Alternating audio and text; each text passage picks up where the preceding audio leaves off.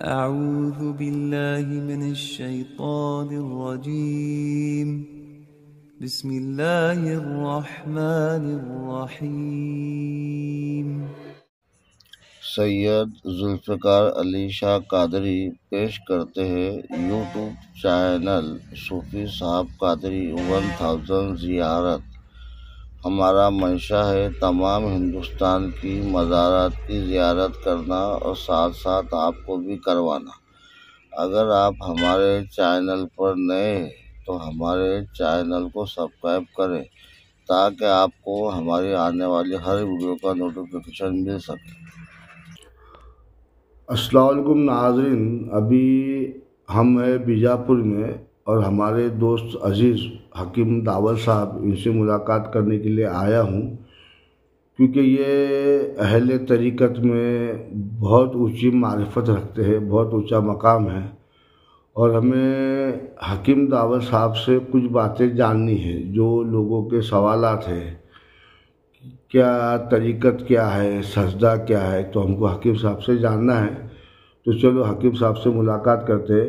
السلام علیکم صاحب۔ وعلیکم السلام ورحمۃ اللہ وبرکاتہ۔ ہاں، تو حکیم صاحب ابھی ہمیں سب سے پہلے اس بارے میں گفتگو کرنی ہے کہ سجدہ کیا ہے اور سجدہ کون کر سکتا ہے اور سجدہ کسے کیا جاتا ہے، تو اس پر اگر آپ گفتگو کریں تو تھوڑا افضل ہوں گا، پھر اپن آگے بات کو بڑھاتے ہیں۔ بہت ہی اچھا، بہت ہی بہترین سوال ہے، کیونکہ آج ساری دنیا پریشان ہے سجدہ کے تعلق سے، کیونکہ سجدہ کہتے کسے ہیں، جس کا حقیقی معنی مطلب اگر پوچھا جائے تو 99% لوگوں کو پتہ نہیں ہے۔ یعنی کہ کچھ لوگ کہتے ہیں جو ہم نماز پڑھتے ہیں اس میں جو ہم ماتھا ٹیکتے ہیں اس کو سجدہ کہتے ہیں، اور سجدہ صرف اللہ کے لیے ہے، اور نماز میں جو کیا جاتا ہے وہی سجدہ ہے۔ لیکن لفظ سجدہ جس کو اگر دیکھا جائے تو قرآن کے اندر صاف صاف لکھا ہوا ہے، اللہ تعالیٰ کا حکم جو ہے تمام حور و ملائکہ کو آدم کو سجدہ کرنے کا تھا، تو آدم کو سجدہ کرنے کا حکم تھا، تو اس سے کیا مراد ہے؟ اگر ہم نماز کو سجدہ کہہ رہے ہیں یا نماز میں سجدہ سمجھ رہے ہیں یا پھر نماز کو سجدہ سمجھ رہے ہیں، تو کیا اللہ کا حکم آدم کو نماز پڑھو بول کے تھا؟ اگر ایسا پوچھا جائے تو یہ بڑا عجیب سوال لگتا ہے، لیکن قرآن کے حساب سے دیکھا جائے تو صرف سجدہ کا حکم ہے، اور صرف آدم کو سجدہ کا حکم ہے، نہ کہ آدم کے لیے کسی اور کو سجدہ کا حکم ہے۔ پورا قرآن میں اگر دیکھا جائے تو آدم کے لیے سجدہ ہے، نہ کہ آدم کو حکم ہے کہ تو اللہ کو سجدہ کر۔ تو یہاں ہمیں یہ سمجھنا ہے کہ سجدہ آخر کہتے کسے ہیں، تو جو ہم سجدہ سمجھ رہے ہیں وہ سجدہ الگ ہے، اور اللہ جو سجدہ کا حکم دے رہا ہے وہ سجدہ کچھ اور ہو سکتا ہے۔ اس کے لیے ہمیں تحقیق کی ضرورت ہے، کھوج کرنے کی ضرورت ہے، سمجھنے کی ضرورت ہے، کیونکہ جس نے سجدہ کیا وہ فرشتہ کہلایا، اور جس نے سجدہ کرنے سے انکار کیا وہ ابلیس کہلایا۔ تو وہاں پر کیا یہ نماز کے ارکان سے سجدہ کرنے کی بات ہو رہی تھی؟ کیا یہ نماز کی وہاں بات ہو رہی تھی؟ اگر یہ دیکھا جائے تو وہاں نماز کا ذکر نہیں ہے۔ آج جو نمازی کہہ رہے ہیں کہ نماز میں سجدہ کرنا ہے اور سجدہ سوائے اللہ کے کسی کو نہیں کر سکتے، تو کیا کوئی سجدہ کو سمجھا ہے؟ یہ بہت اہم سوال ہے۔ دیکھو حکیم صاحب، اصل بات تو یہ ہوتی ہے کہ یہاں پر بہت بڑی الجھن ہے کہ آدم کو جو سجدہ کیا گیا یا کرایا گیا یا سجدے کا جو حکم ہوا ہے تو وہ سجدہ تھا۔ اب بعض اس میں یہ آتا ہے کہ وہ سجدہ تعظیمی تھا، اب وہ اللہ کا حکم ہے، اب اسے تعظیم کیسے کہیں گے، وہ تو اللہ کا حکم ہے، تو آدم کو ہی اصل سجدہ ہے۔ صحیح ہے نا؟ دیکھیے قرآن میں ایسا کہیں بھی نہیں ہے کہ اللہ کہہ رہا ہے کہ آدم کے لیے تعظیم سجدہ ہے اور میرے لیے حقیقی سجدہ ہے۔ ایسا تو نہیں ہے. نہیں ہے، صحیح ہے. یہ جو کہہ رہے ہیں یہ اپنا گمان پیش کر رہے ہیں کہ وہ تعظیم سجدہ تھا. حقیقت میں سوال یہ ہے کہ آخر سجدہ کہتے کسے ہیں، اور وہ سجدہ کا حکم جو ہوا وہ کس سجدے کی بات ہو رہی ہے. تو یہاں یہ بات نہیں ہو رہی ہے تعظیمی یا حقیقی، بات سجدے کی ہو رہی ہے. تمام مخلوقات کو یا تمام حور و ملائکہ کو سجدہ کا حکم ہوا کہ آدم کو سجدہ کرو. وہاں یہ حکم نہیں ہوا کہ ایک وقت کے لیے تعظیمی سجدہ کرو پھر تم لوگ زندگی بھر جو ہے اللہ کا سجدہ کرو، اللہ کے سوا کسی کو سجدہ نہیں کر سکتے. ایسا تو قرآن میں کہیں بھی نہیں ہے. پھر یہ جو لوگ کہہ رہے ہیں کہ آدم کو وہ تعظیمی تھا اور اللہ کو سجدہ ہے، یہ کہاں ہے قرآن میں؟ تعظیمی سجدہ تھا اور اللہ کے لیے سجدہ ہے، اللہ کو ہی سجدہ کر سکتے ہیں، ایسا تو کہیں بھی نہیں ہے. تو یہی الجھن کا باعث بنتا ہے لوگوں کے لیے کہ بھئی سجدہ حقیقت میں کیا ہے، کہ کسی کو اشرف جان لینا یا کسی کو اپنا رہبر مان لینا یہ سجدہ ہے، یا حقیقت میں کیا ہے؟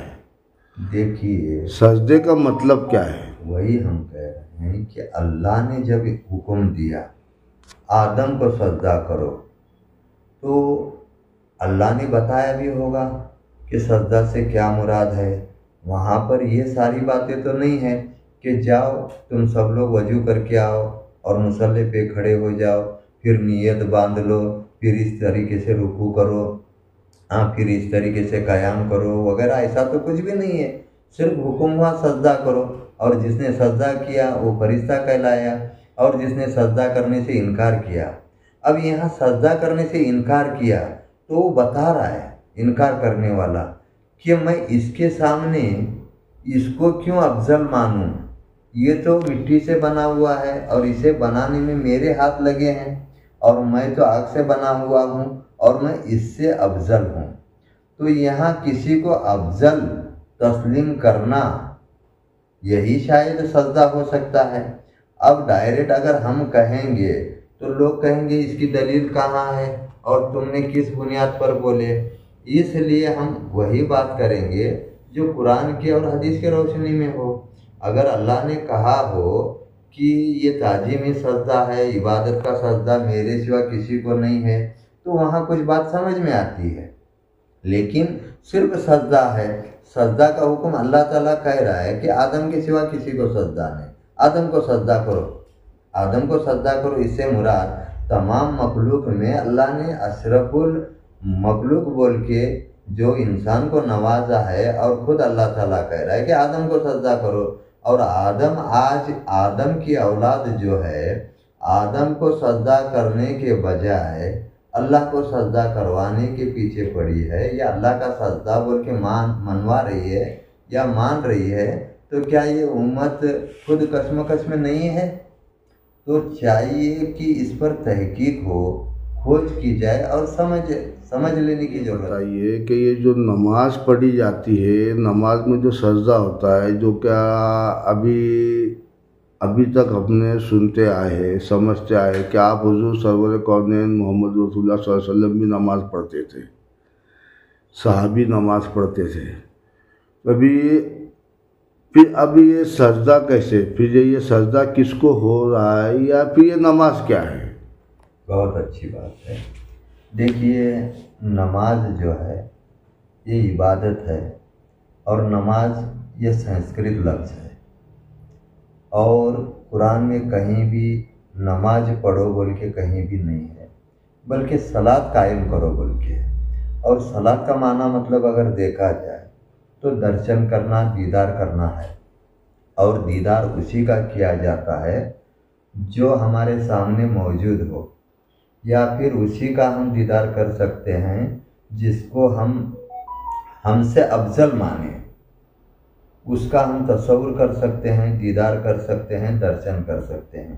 اور قرآن میں تو صاحب صلاۃ کا ذکر ہے، صلاۃ قائم کرو بول کے، نماز پڑھو بول کے کہیں بھی نہیں ہے. تو نماز یہ عبادت ہے.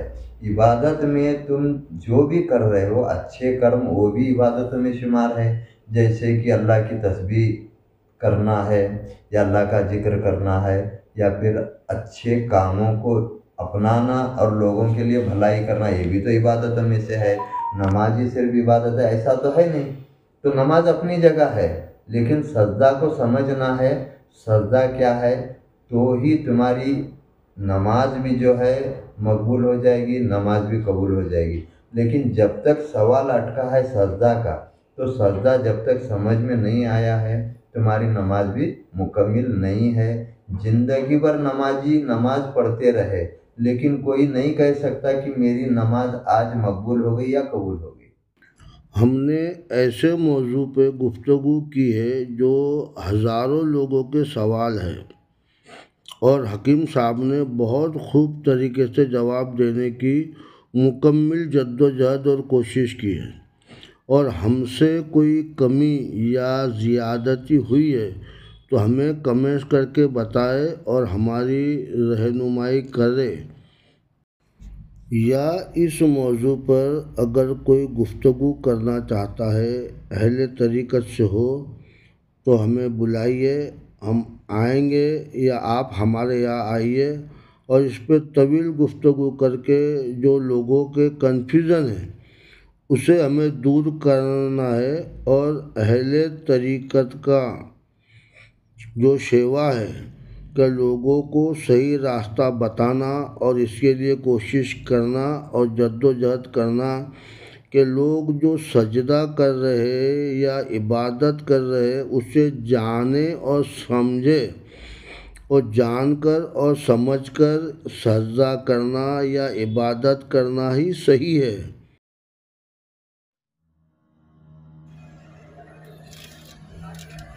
اسی طرح سے ہم لوگ ہر روز نئی مزار پر جا کر زیارت کرتے ہیں اور آپ کو بھی کرواتے ہیں۔ اگر ہمارا ویڈیو اچھا لگے، پسند آئے تو اپنے دوستوں میں، رشتہ داروں میں شیئر کیجیے، اور اچھے کمنٹ کر کے ہماری حوصلہ افزائی کیجیے۔ اگر ہم سے کہیں کوئی غلطی یا خطا ہوتی ہے تو ہماری رہنمائی کریں۔ شکریہ۔